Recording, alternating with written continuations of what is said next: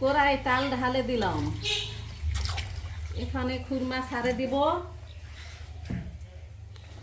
কিভাবে খুরমা ভাজা লাগে দেখি। কড়ার তেলটি করে হিট হলে এগুলা এই খুরমা ঢালে দেওয়া লাগবে। পরা তো তিনকে একটা প্লেটত কাটে নিবি, নেওয়ার পরে সব কিছু ঢালে দিবি।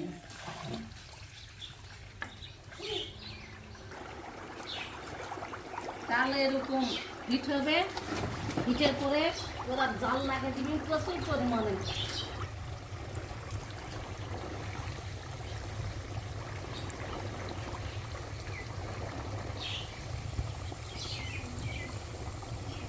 এইভাবে সই বানে লিবি, বানে লিয়ার পরে কাটপিন।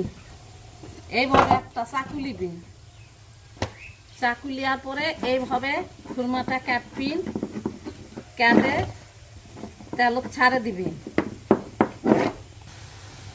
তেল হিট হলে খুরমাটা অটোমেটিক ঘাসে উঠবে, সুন্দর টপটপা ভাবে ফুলবে, দেখতে খুবই ভালো লাগবে। এটা হওয়ার পরে সেই স্বাদ লাগবে।